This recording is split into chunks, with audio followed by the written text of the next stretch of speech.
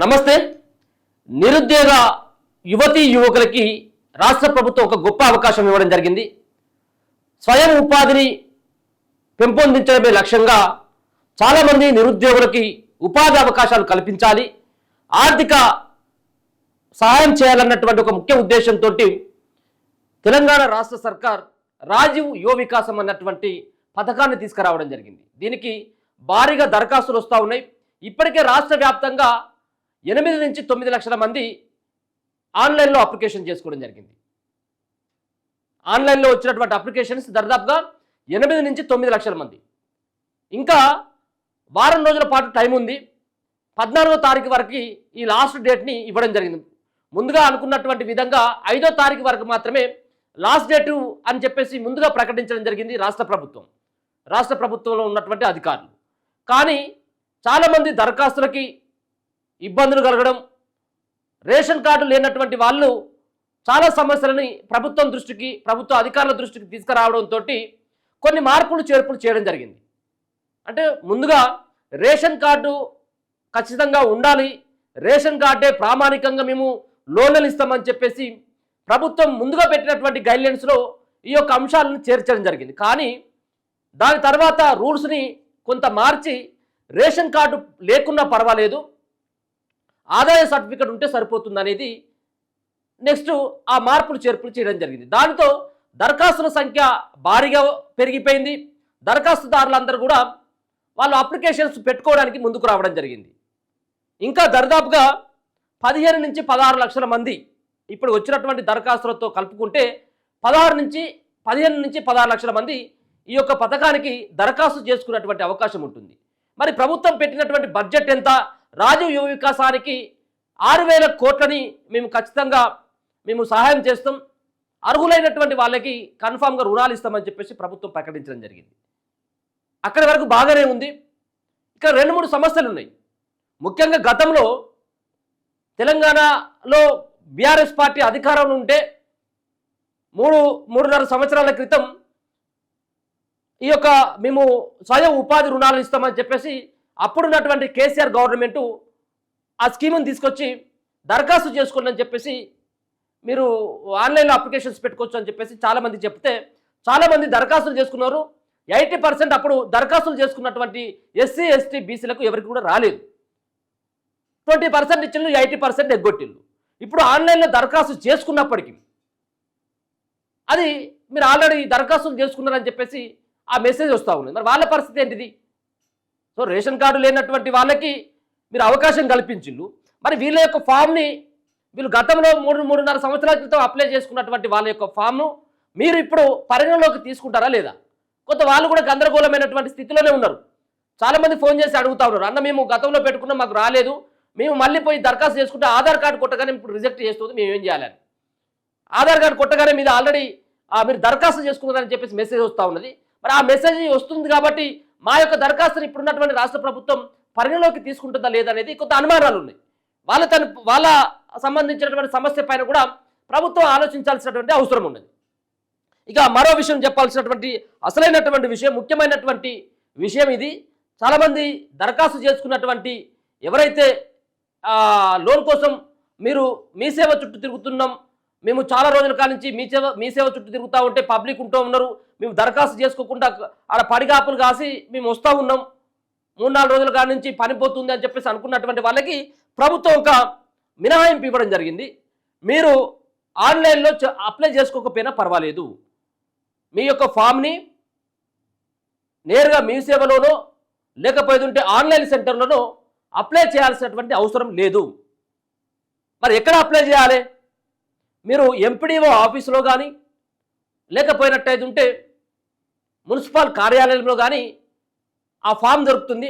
మీరు లేకపోయినట్టయితే ఆ ఫామ్ మరి మున్సిపాలిటీ ఆఫీసులో కానీ ఎంపీడీఓ కార్యాలయం కానీ అందుబాటులో లేకపోయేది ఉంటే మీకు జిరాక్స్ సెంటర్లో దొరుకుతున్నాయి.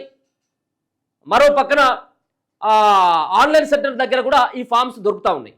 లేకపోయినట్టయితే నేరుగా మీరు ఆ ఫామ్ని ఫోన్లో కూడా డౌన్లోడ్ చేసుకోవచ్చు.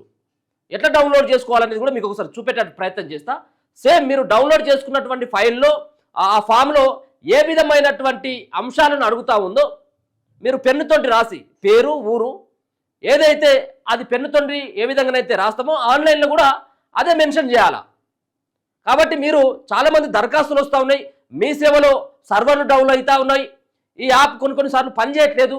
అటువంటి వాళ్ళు ఎవరైతే ఉన్నారో మరి వాళ్ళకి ప్రభుత్వం మినహాయింపు ఇచ్చి ఎంపీడీఓ కార్యాలయంలో దొరికేటువంటి ఆ ఫామ్ని ఫిల్ చేసుకుని అక్కడ ఎంపీడీఓకి ఇస్తే సరిపోతుంది. మీ యొక్క ఫామ్ని దీనికి ప్రత్యేకంగా కొంతమంది సిబ్బందిని కేటాయించినట్టు రాష్ట్ర ప్రభుత్వం మీ యొక్క ఫామ్ని మాన్యువల్గా ఇచ్చినటువంటి ఫామ్, మీ ఫామ్కి ఆ ఫామ్ వెనకాల మీ యొక్క సర్టిఫికెట్లు మీకు ఉంటేనేమో పెట్టండి, రేషన్ కార్డు లేకపోతుంటే ఇన్కమ్ సర్టిఫికెట్ పెట్టండి, అన్నీ ఉంటే అన్నీ కూడా పెట్టండి. Ration card, Aadhaar card, pan card, bank account number, ఒక ఫోటో, రేషన్ కార్డు ఉంటే రేషన్ కార్డు, ఏదైతే అడుగుతా ఉన్నారో అవన్నీ కూడా మీరు డాక్యుమెంట్స్ ఆ సంబంధించిన మాన్యువల్గా మీరు పెన్నుతోండి రాసినటువంటి ఆ ఫామ్ ఏదైతే ఉంటుందో ఆ ఫామ్కి ఈ ఫోటో అతుకు పెట్టి వెనకాల మీరు అటాచ్ చేసి ఎంపీడీఓ కార్యాలయం ఇవ్వండి. మరి ఆన్లైన్లో అప్లై చేసినటువంటి వాళ్ళ పరిస్థితి, ఆన్లైన్లో ఆల్రెడీ అప్లై చేసినటువంటి వాళ్ళు మరి ఎంపీడీఓకి కానీ మున్సిపల్ కార్యాలయ సిబ్బందికి కానీ ఇవ్వాలా అంటే ఇవ్వాలి. వాళ్ళైనా ఇవ్వాల్సిందే. మున్సిపల్ కార్యాలయంలో ఎంపీడీఓ ఆఫీసులో ఆన్లైన్లో చేసుకున్నటువంటి వాళ్ళు, ఆఫ్లైన్లో చేసుకున్నటువంటి వాళ్ళు కూడా ఎంపీడీఓకు మీ పత్రాలు అందజేయాల్సినటువంటి అవసరం ఉంటుంది. ఇది గుర్తుపెట్టుకోవాలి. మీరు ఆన్లైన్లో అప్లై చేసినాం కాబట్టి అయిపోయిందని చెప్పేసి అనుకోకండి. ఆ ఫామ్ని మీరు ఖచ్చితంగా మీరు ఆన్లైన్లో అప్లికేషన్ చేయగానే మీ సేవ నిర్వాహకులు మీకు ఒక ఫామ్ ఇస్తారు. ఆ ఫామ్ కూడా మీరు ఎంపీడీఓ కార్యాలయంలో ఇవ్వండి. ఇగో ఇక్కడ మీకు కనబడతా ఉన్నది OBMMS అన్నటువంటి యాప్. నెట్లోకి వెళ్ళి మీరు గూగుల్లోకి వెళ్ళి OBMMS అని చెప్పేసి కొట్టగానే మీకు ఇక్కడ 2 కనబడతా ఉంటాయి. దీంట్లో రాజీవ్ యువ వికాసానికి సంబంధించినటువంటి ఇక్కడ ఈ విధంగా సైట్ ఓపెన్ అవుతుంది. దీంట్లో క్లిక్ హియర్ ముందుగానే ఈ పేజీలోనే ముందుగా పేజీ రాజీవ్ యువ వికాసం దరఖాస్తు చేసుకోవడానికి రేషన్ కార్డు లేదా ఆదాయ ధృవీకరణ పత్రం, వీటిలో ఏదైనా ఒకటి సరిపోతుంది. చాలా ఇది ఫస్ట్ మీరు ఓపెన్ చేయగానే ఇదే కనబడతా ఉంటుంది. ఎందుకంటే మీరు కన్ఫ్యూజ్ కావద్దు, రేషన్ కార్డు లేదు కదా. చాలామందికి రేషన్ కార్డు లేకపోవడంతో చాలామంది దరఖాస్తు చేసుకోవడానికి ఇబ్బంది పడ్డరు. నెక్స్ట్ ఏంటంటే మీ సేవలోనే దరఖాస్తు చేసుకోవాలనడంతో రేషన్ కార్డు లేనటువంటి వాళ్ళ ఆధార్ కార్డు కొట్టగానే రేషన్ కార్డు లేదు కాబట్టి రిజెక్ట్ చేసింది. కాబట్టి మీరు రాజీవ్ యువ వికాసానికి దరఖాస్తు చేసుకున్నటువంటి వాళ్ళలో రేషన్ కార్డు అయినా లేకపోతే ఆదాయ సర్టిఫికెట్లు వీటిలో ఏదో ఒకటి ఉన్నా సరిపోతుంది, 2 ఉన్నా కానీ పర్వాలేదు. దీంట్లోకి వెళ్ళగానే మీకు click here to download application అని చెప్పేసి అంటా ఉన్నది. దీన్ని మీరు ఒకసారి కనుక క్లిక్ చేస్తే మీకు ఈ ఫామ్ ఓపెన్ అవుతుంది. ఈ ఫామ్ని డౌన్లోడ్ చేసుకొని మళ్ళీ ప్రింట్ ఇచ్చే కంటే ఆల్రెడీ ప్రింట్ అయినటువంటి కూడా మీకు మీ సేవలో దొరుకుతూ ఉన్నాయి, ఆన్లైన్ సెంటర్లో దొరుకుతూ ఉన్నాయి, జిరాక్స్ సెంటర్లో కూడా దొరుకుతూ ఉన్నాయి. ఈ ఫామ్ను నింపాలి. ఎగ్జాక్ట్గా దీంట్లో ఏవైతే మెన్షన్ చేసిందో ఈ కార్పొరేషన్ పేరు, మండలం, మీ ఊరు పేరు, మీ సంబంధించిన ఆధార్ కార్డు నెంబరు, ఇట్లా ఏవైతే దరిదాపుగా 27 వివరాలను అందించాలని చెప్పేసి ఈ ఫామ్లో కనబడతా ఉంది. ఎగ్జాక్ట్గా మీకు ఆన్లైన్లో కూడా ఇవే కనబడతా ఉంటాయి. ఆన్లైన్లో కూడా మీకు అప్లై చేస్తా అంటే మీ సేవ దరఖాస్తుదారుని పేరు, food security card, Aadhaar card number, సహాయం, స్కీము, సెక్టార్, ఇవే 27 అంశాలు. ఆన్లైన్లో కూడా 27 అంశాలు ఉంటాయి. మీరు దీంట్లో అప్లై చేసుకోండి. అప్లై చేసుకున్న తర్వాత ఈ ప్రింట్ మీకు మీ సేవ సంబంధించినటువంటి యజమాని ఎవరైతే ఉన్నారో మీ సేవ నిర్వాహకులు ఎవరైతే ఉంటారో వాళ్ళు ఆ ఫామ్ ఇస్తారు. ఆ ఫామ్ని తీసుకొని మీకున్నటువంటి ఏవైతే పత్రాలు అవి జాయిన్ చేసి ఇవ్వాలి. ఇక ఇవి ఖచ్చితంగా కూడా ఎంపీడీఓ కానీ ఆయా మున్సిపల్ కేంద్రాలు కూడా ఇవ్వాలి. ఒకసారి చూసుకుంటే ఈ యొక్క దీంట్లో చూసుకోవచ్చు కార్పొరేషన్ పేరు, జిల్లా, మండలం, గ్రామం, అడ్రస్. ఇది తెలుగులోనే ఉంటుంది ఫామ్ అంతా. మీ మొబైల్ నెంబర్ కూడా మస్ట్, ఒకటి కాకపోతే 2 పనిచేసేటువంటి నెంబరు, దరఖాస్తుదారుని యొక్క పాస్పోర్ట్ సైజు ఫోటో. ఈ పాస్పోర్ట్ సైజు ఫోటోతో పాటు ఈ సంబంధించినటువంటి అంశాలని ఖచ్చితంగా మీరు ఫిల్ చేయాల్సినటువంటి అవసరం ఉంటుంది. దాంతోపాటు ఇక్కడ కనబడుతుంది ఆధార్ కార్డు నెంబరు, దరఖాస్తుదారుని పేరు. ఆధార్ కార్డులో ఏ విధంగా అయితే ఉంటుందో ఆ విధమైనటువంటి దాని ప్రకారం మీరు పేరును మెన్షన్ చేయండి. తండ్రి పేరు, అలాగే ఇక్కడ మీకు విద్యార్హతలు కూడా ఖచ్చితంగా అడిగిళ్ళు. విద్యార్హతలను ఖచ్చితంగా మెన్షన్ చేయండి. ఎందుకంటే ఒక పక్కన మరి నిరుద్యోగులకు అవకాశం ఇస్తున్నాం అని చెప్పేసి రాజీవ్ యువ వికాసం అని పెట్టింది కాబట్టి దీంట్లో మీరు ఇంటరో, డిగ్రో, కొంత పీజీలు చేసినటువంటి వాళ్ళు కూడా ఉపాధి లేక చాలా మంది ఇబ్బంది పడతా ఉన్నారు. కాబట్టి వాళ్ళ యొక్క సర్టిఫికేట్ మెన్షన్ చేసినట్లయితే వాళ్ళు కొంత ఈజీగా ఉండేటువంటి అవకాశం ఉంటుంది.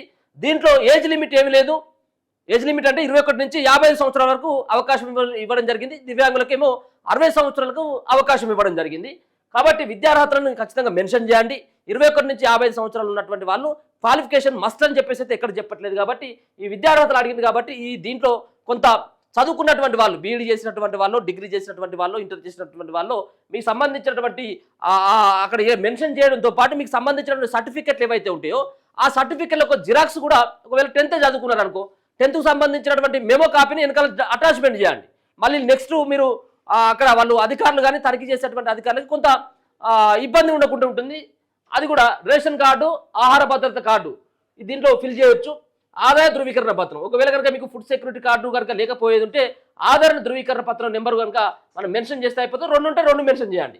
ఇక సంవత్సరం ఆదాయం మీకు ఎట్లయితే ఆదాయ ధృవీకరణ పత్రం ఉంటుందో దాని విధంగా కుల ధృవీకరణ పత్రం నెంబర్ కూడా వేయండి. ఏ కులము, ఉపకులము, వృత్తి, అలాగే ఈ సంబంధించినటువంటి పథకం యొక్క పేరు, దేనికి మీరు దరఖాస్తు చేసుకుంటా ఉన్నారు, ఏ పథకానికి దరఖాస్తు చేసుకుంటా ఉన్నారు, యూనిట్ విలువ ఎంత అనేది కూడా దీనిలో మెన్షన్ చేయండి. ఆర్థిక సహాయం, non bank linkage, bank linkage, మీకు బ్యాంకు లింకేజా, నాన్ బ్యాంకు లింకేజా, బ్యాంకు లింకేజ్ అయితే బ్యాంకు లింకేజీ, నాన్ బ్యాంక్ అంటే నాన్ బ్యాంకు లింకేజీ. ఇక పట్టదారు పుస్తకం కనుక ఉన్నట్టయితే ఉంటే అది కూడా, భూమి విస్తీర్ణం ఎంత ఉన్నది, బ్యాంకు వివరాలు, మీకు సంబంధించినటువంటి ఏదైతే సంబంధిత బ్యాంకు ఉంటుందో ఆ బ్యాంకుకు సంబంధించినటువంటి బ్రాంచ్ పేరు, బ్యాంకు పేరు, IFC code number, pan number. అంటే ఇక్కడ ఏవైతే పాన్ కార్డు మీరు ఇలా మెన్షన్ చేస్తారు నెంబరు, మీరు మెన్షన్ చేయగానే సరిపోదు. పాన్ కార్డు నెంబర్ మెన్షన్ చేసి వెనకాల పాన్ కార్డుకి సంబంధించినటువంటి జిరాక్స్ పెట్టిందనుకో, ఒకవేళ మీకు నెంబర్ తప్పున వాళ్ళకు కొంత డౌట్ ఉన్నప్పటికీ కూడా మీకు కొంత ఇబ్బంది ఉండదు. ఐఎఫ్సి కోడ్కు సంబంధించింది అడుగుతుంది కాబట్టి, బ్యాంకు నెంబర్ కూడా అడుగుతూ ఉన్నది కాబట్టి సపరేట్గా మొత్తమే బ్యాంకు సంబంధించినటువంటి మొదటి పేజ్ ఏదైతే ఉంటుందో ఆ పేజీ జిరాక్స్ కాపీ పెడితే సరిపోతుంది. జిరాక్స్ కాపీ పెట్టినంత మాత్రం ఈ ఫామ్ని ఫిల్ చేయొద్దు. అంటే వీటిలో కూడా మీరు నెంబర్ వేయాల్సినటువంటి అవసరం ఉంటుంది. దాంతోపాటు మీకు పట్టాదారు పాస్ పుస్తకం అయితే పట్టాదారు పాస్ పుస్తకం, రేషన్ కార్డు ఉంటే, ఆహార భద్రత కార్డు ఉంటే, విద్యార్హతలు, ఆధార్ కార్డు నెంబర్, వీటన్నిటి కూడా మెన్షన్ చేయాల్సినటువంటి అవసరం ఉంటుంది. ఇప్పుడు ప్రభుత్వం కొన్ని దాంట్లో కొన్ని మినహాయింపులు అయితే ఇవ్వడం జరిగింది. రేషన్ కార్డు లేకపోవడంతో కేవలం 10 లక్షల మందికి మాత్రమే కొంత అప్లై చేసుకునేటువంటి అవకాశం ఉండేది. రేషన్ కార్డును తీసేయడం ద్వారా మరో 5 లక్షల నుంచి 6 లక్షల మంది పెరిగేటువంటి అవకాశం అయితే కనబడతా ఉంది. ఏదేమైనప్పుడు కూడా దీంట్లో చాలా మందికి అవకాశం ఇవ్వాలి.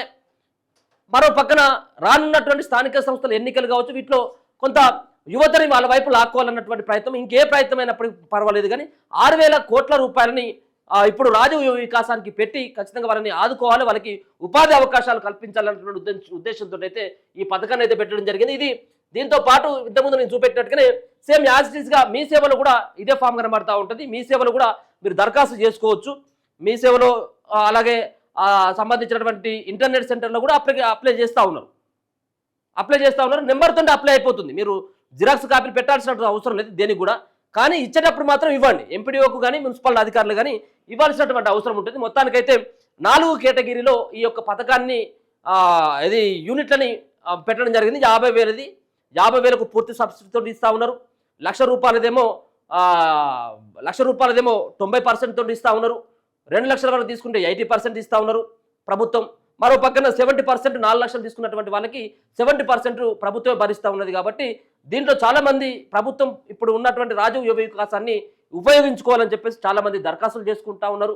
చాలామందికి ఇప్పటికే ఆ జిల్లాలో ఉన్నటువంటి ఆయా నియోజకవర్గాల్లో ఉన్నటువంటి ఎమ్మెల్యేలకి ఇప్పటి నుంచే పెద్ద ఎత్తున కూడా ఫోన్లు పోతా ఉన్నాయి. ఇంకొక పక్కన మాకు రావాలి, మాకు ఏం భూమి లేదు, ఇంకా మాకు ఎట్లాంటి ఆసరం లేదు కాబట్టి మమ్మల్ని ఆదుకోవాలని చెప్పేసి చాలామంది అంటా ఉన్నారు. నేను బీఈడీ చేసినా, నేను పీజీలు చేసినా నాకు ఎట్లా ఉపయోగం లేదు కాబట్టి అవకాశం కల్పించాలని చెప్పేసి ఇప్పటికే ఫైరల్ గిట్లు నడుస్తూ ఉన్నాయి. సరే ఏదేమైనప్పుడు కూడా ఇది అంతా కూడా ఒక పారదర్శకంగా జరగాల్సినటువంటి అవసరం ఉంటుంది. అసలైనటువంటి లబ్ధిదారులకి యూనిట్ను అందజేయాలనేటువంటి ఉద్దేశం కనపడతా ఉన్నది. ఎవరైతే మీరు ఈ సంబంధించిన పథకానికి అర్హులుగా తేలుతారో వాళ్ళకి 15 నుంచి నెల రోజుల పాటు ట్రైనింగ్ కూడా ఉంటుంది. ఆ ట్రైనింగ్ అయిపోయిన తర్వాత యూనిట్లని ఆ సంబంధించినటువంటి అధికారి ఇంటి దగ్గరకు వచ్చి మీరు ఏదైతే యూనిట్కి అప్లై చేసుకున్నారో ఆ సంబంధించినటువంటి దాన్ని వాళ్ళు నెలకొల్పేంత వరకు కూడా వాళ్ళే మీ దగ్గరకు వచ్చి వాళ్ళే ఆ యూనిట్ నెలకొల్పేంత వరకు ఉంటారు. దానిపైన ఆడిట్ కూడా ఉంటుందని చెప్తా ఉన్నారు. గతంలో కూడా ఇటువంటి చాలా ఉన్నాయి. చాలా సంబంధించిన పథకాలకి కూడా ఆడిటింగ్ ఉంటుంది. మేము ఖచ్చితంగా కూడా యూనిట్ కనుక నెలకొల్పుకున్నట్టయితే మళ్ళీ మేము ఆ డబ్బులు వాపసు తీసుకుంటామని చెప్పేసి కూడా గతంలో కూడా చెప్పినటువంటి అటువంటి సన్నివేశాలు కూడా కనబడతా ఉన్నాయి. మరి దీనిలో ఏ విధమైనటువంటి నిబంధనలు పాటిస్తుంది? కేవలం ఒక పక్కనేమో కాంగ్రెస్ పార్టీ కార్యకర్తలకి, అంటే పార్టీ అధికారంలో ఉంది కాబట్టి వాళ్ళకే ఇచ్చుకునేందుకు మాత్రమే ప్రభుత్వం ఇటువంటి పథకం తీసుకొచ్చిందని చెప్పేసి ఒక పక్కన వాదనలు జరుగుతున్నప్పటికీ చూద్దాం. మరి 14వ తారీఖు వరకు లాస్ట్ డేట్ ఉంది. మళ్ళీ డేట్ని ఏమైనా పొడిగిస్తారంటే మళ్ళీ ఎక్కడ కూడా డేట్ను పొడిగించేటువంటి అవకాశం అయితే లేదు. ఎందుకంటే జూన్ 2వ తారీఖున ఖచ్చితంగా అర్హులైనటువంటి వాళ్ళకి ప్రభుత్వం అలాగే అధికారులు గుర్తించినటువంటి లబ్ధిదారులు ఎవరైతే ఉంటారో వాళ్ళకి చెక్కుల రూపంలో లేకపోతే నగదు రూపంలో అయినా ఈ సంబంధించినటువంటి డబ్బులని అందజేయాలని చెప్పేసి ప్రభుత్వం ఇప్పటికే భావిస్తుంది. కాబట్టి మరోసారి అయితే డేట్ని అయితే పొడిగించుకున్నటువంటి అవకాశం లేదు. ప్రభుత్వం మళ్ళా ఈ నిర్ణయం ఇంకొక వారం రోజుల పాటు ఇంకో 10 రోజుల పాటు పెంచేటువంటి అవకాశం లేదు. కాబట్టి ఈ 14వ తారీఖు లోపు ఎవరైతే మీరు దీనికి దరఖాస్తు చేసుకోవాలనుకుంటా ఉన్నారో వాళ్ళు నేరుగా దరఖాస్తు చేసుకోవచ్చు. ఇప్పుడు క్యాస్ట్ ఇన్కమ్ రేషన్ కార్డు అనేది మస్ట్ ఏం కాదు కాబట్టి మీరు దరఖాస్తు చేసుకొని, రేషన్ కార్డు లేనటువంటి వాళ్ళైతే మాత్రం కన్ఫామ్గా మీ యొక్క ఆదాయ ధృవీకరణ పత్రంలో ఏదైతే నెంబర్ ఉంటుందో ఆ నెంబర్ని మెన్షన్ చేయండి. ఒకవేళ కనుక మీకు రేషన్ కార్డు ఉన్నట్లయితే ఇప్పుడు ఇది ఇన్కమ్ సర్టిఫికేట్ కూడా అవసరం లేదు. కాబట్టి కొన్ని కఠినమైనటువంటి నిబంధనలు తొలగించడంతో చాలా మంది అయితే దరఖాస్తు చేసుకోవడానికి అయితే ముందుకు వస్తూ ఉన్నారు. చూస్తూనే ఉండండి మన తొలి.